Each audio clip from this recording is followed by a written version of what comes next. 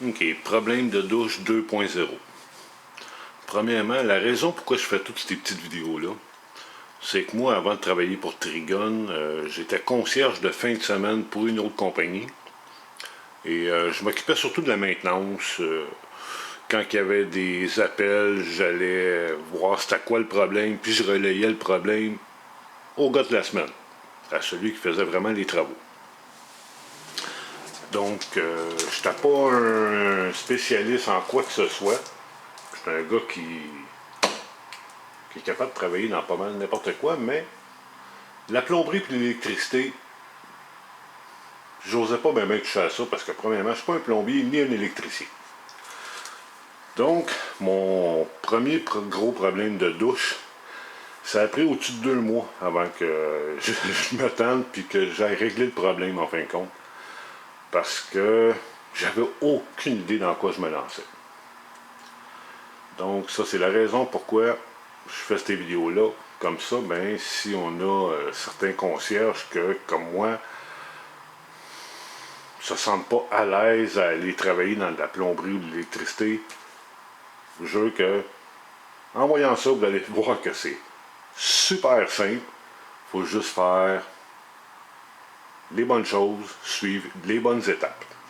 Donc, si la vidéo pression de douche 1.0 n'a pas réglé votre problème de pression en ajustant les 2 petites valves, en défaisant la pomme de douche, en vérifiant s'il n'y a pas rien de coincé dans le fil de la pomme de douche, et que la pression est toujours basse, puis là on s'entend que le problème n'est pas là depuis le début.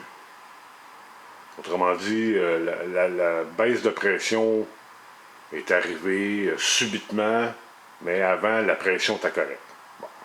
Parce que si la pression a tout le temps été basse, première affaire à faire, c'est de trouver cette petite trappe-là, puis d'aller voir si au moins les valves sont ouvertes au complet. C'est les valves principales du logement, ce qui fournit l'eau à tout l'appartement. Donc, on va y aller avec la petite trappe, on va fermer l'eau.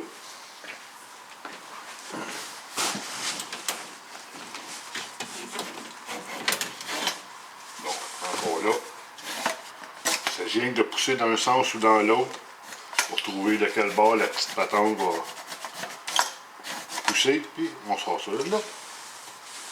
Les valves. Dans une autre vidéo où ce que je montre tout ce qui est ce panneau-là, c'est des petites valves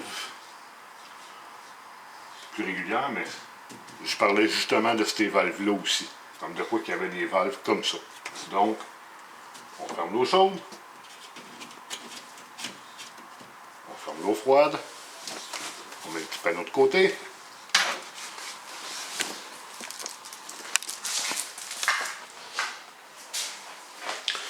On vient s'assurer que il n'y a vraiment plus de pression, autant eau chaude, eau froide. En même temps, on vide la tuyauterie, ça nous évite de se faire couler ça tête pour rien. Et on retourne ici. Donc, comme vous pouvez voir, j'ai déjà enlevé la petite poignée avec la petite vis Allen Key 2.5 qui est en dessous, elle est cachée. On va voir, bon, la petite vis est ici. Il faut passer par le petit trou qu'il y a là. OK. Donc, juste pour être sûr, en même temps, ça va vider la tuyauterie d'ici. Il ne reste pas grand-chose. Mais ça va nous éviter de se faire couler en arrière de la tête.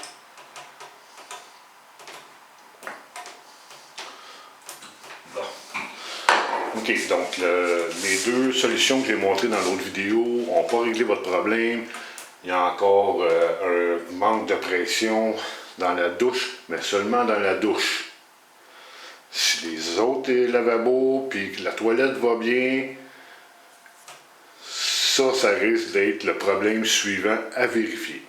C'est pour ça qu'il faut absolument fermer l'eau du logement, parce que sinon vous allez vous faire ramasser solide. Donc, on réenlève le petit panneau. en ronde.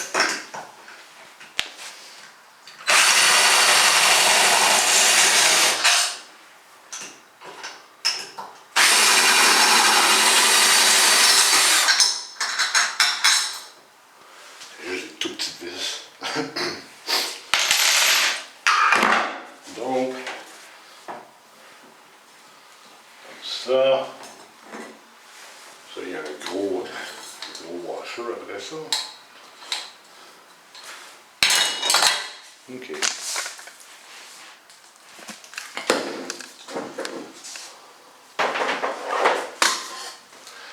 Donc, voilà de quoi ça a l'air. Les deux vis d'ajustement de l'autre vidéo. Le problème ici, jouer avec ces deux-là, ça n'a pas réglé le problème ni la pomme de douche, c'est la cartouche. La cartouche est ici. Elle est cachée en arrière de ça ici. Donc, tu es capable à main. Ah, oui. Des fois ça veut pas. Fait qu'il faut prendre des petites pinces, mais pas trop forcer parce que on va pas le briser non plus. On va essayer de lâcher la caméra. OK. Donc, on a fait le premier morceau et après ça, le deuxième. Lui, il est plus compliqué. Donc, petite pince. Et voilà. Comme vous pouvez voir, il y a quand même encore de l'eau, mais là, la ligne ici va se vider. La ligne qui monte. Fait que tranquillement, pas vite, laissez ça couler comme ça. Être sûr que tout se vide. Comme ça en même temps, mais ça ne se vide pas à l'intérieur du mur. Là, présentement, ça dégoutte, mais à l'extérieur. Donc, on en profite pendant que ça coule dans la douche et non dans le mur. Ça évite des problèmes futurs.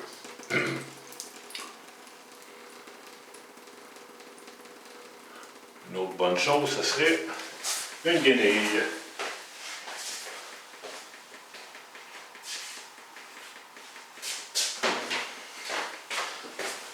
Juste pour s'assurer que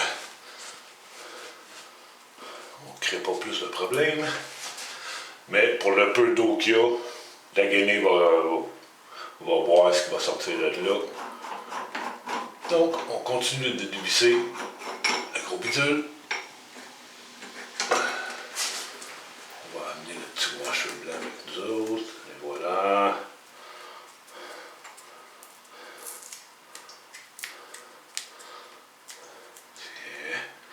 Donc, lui est enlevé. Ensuite, la cartouche, qui elle, normalement, on a juste à la sortir. Des fois, pas évident, mais pas supposé être bien dur à sortir de là. On va espérer. Tu vois, il reste des...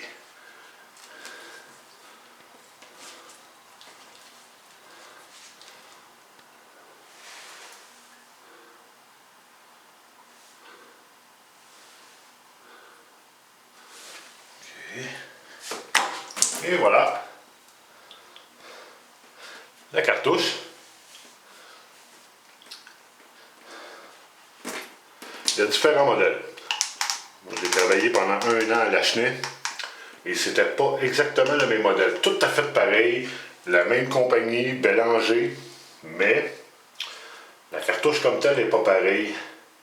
Ça, c'est exactement la même chose, mais les deux petits trucs ici qui tiennent la cartouche en place, il y en avait une en bas et une en haut. Ce modèle-ci, c'est deux ici. Donc, on va enlever un petit peu d'eau. Fait que là, la tuyauterie s'est vidée. Ça, on peut enlever ça. Donc, le problème des cartouches, souvent, plutôt la plupart du temps, c'est les deux petits cils ici qui feront plus le job. Fait que ça se peut que quand le monde rouvre de l'eau, juste d'eau froide, qu'il y ait quand même de l'eau chaude qui coule, ou le contraire, Autrement dit, il n'y a plus de juste milieu si le seal fait plus sa job. Mais ici, il est correct. Donc, idéalement, enlever le surplus d'eau, nettoyer un peu le fond. Ce que j'avais tendance à faire, c'est prendre un papier sablé, mais très très léger. Du papier sablé à l'eau. C'est très fin. Juste passer un petit peu dans le fond, juste pour enlever les petits résidus qu'il pourrait avoir.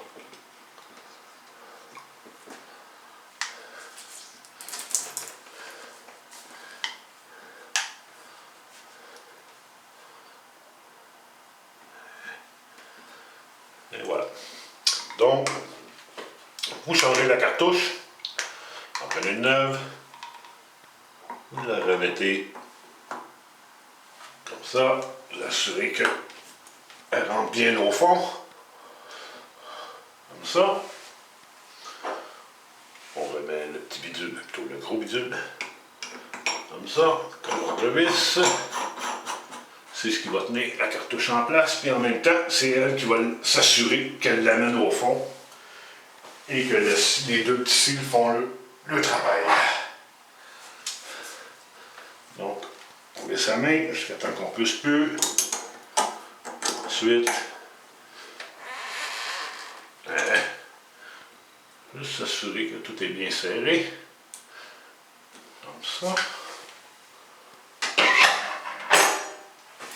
Ce qui est bien, en fin de compte, avec ce modèle de cartouche-là, c'est qu'on peut pas la mettre à l'envers.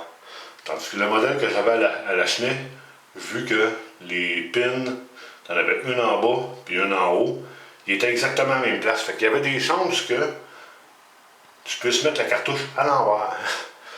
Donc après ça, quand tu finis ça par tout avoir remonté, ben, tu ne pouvais pas mettre la poignée comme ça. Tu étais pogné pour la mettre comme ça. Donc, il fallait que je redéfasse tout, changer le sens pour que la poignée soit comme elle est supposée être. Donc, on va sortir ça d'ici.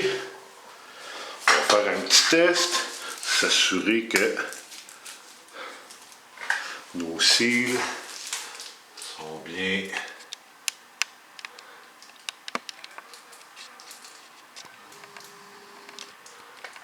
scellés. On va rouvrir les deux valves principales, juste pour être sûr.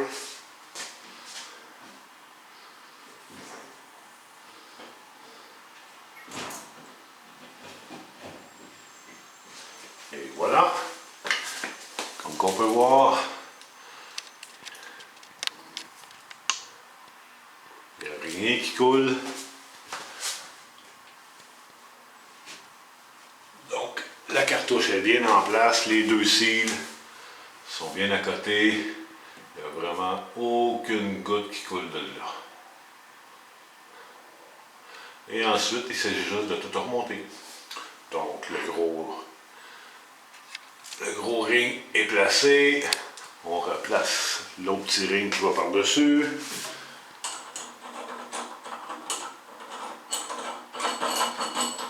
Ça n'a pas besoin d'être bien serré. Les moins, comme vous avez pu voir, ça s'est défait à main. Donc, un petit coup comme ça. On enlève la guenille. Ça ici. Quand vous le remettez, hop, on va dessouder un peu. Bon, vous voyez le sigle mélangé avec au chaud d'eau froide. Juste être sûr que vous remettez ça dans le même sens, parce que si vous le remettez comme ça, on va aller fou un petit peu. Donc, et il faut aussi tenir le ring en rubber. En même temps, vous passez une des vis dans le trou. Puis là, on va aller replacer ça dans ce petit trou-là qu'il y a là.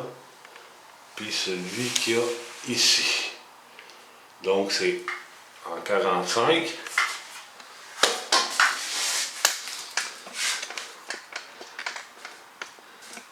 ça.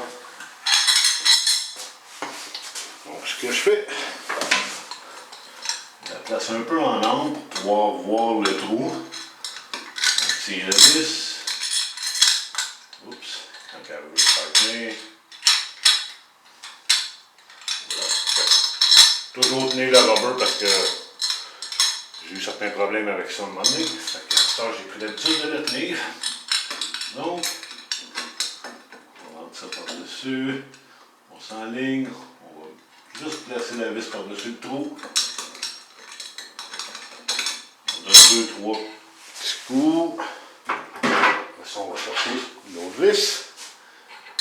Parce que là, si vous vissez elle complètement, vous ne verrez plus le deuxième trou.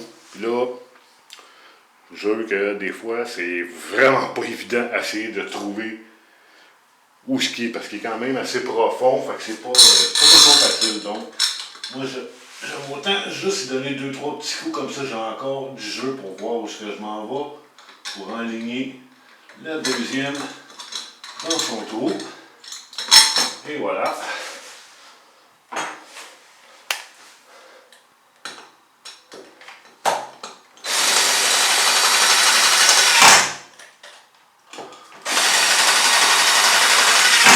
Pas besoin d'être super serré, mais un coup vous voyez que lui il accote bien, là.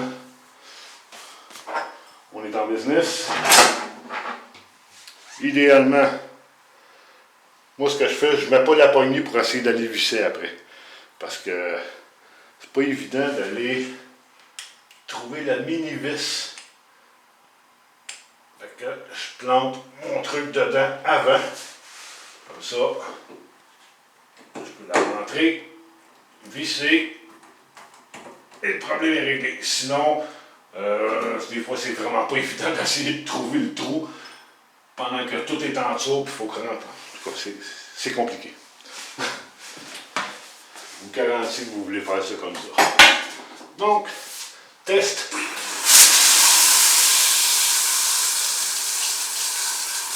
Tout fonctionne très bien. Donc, tout ce qu'il reste à faire, c'est fermer notre petit panneau dans le mur. Les valves sont bien ouvertes. On s'assure qu'ils sont bien au bout les deux. Comme ça. C'est ça. Et voilà. Ça, c'est comment changer une cartouche de douche. Ce qui m'a pris 2 mois et demi avant de vouloir tenter. Parce que j'avais aucune idée dans quoi je m'embarquais. Puis je me suis tanné, puis j'y ai été, puis c'est ça, je me suis aperçu que c'était très simple. C'est juste qu'il faut suivre les bonnes étapes, y aller tranquillement quand on n'est pas sûr. Mais un coup, vous l'avez fait une fois, vous allez voir que c'est très facile en fin de compte. Il s'agit d'avoir les bonnes cartouches aussi. Donc, et voilà. Problème de pression d'eau dans la douche 2.0 réglé.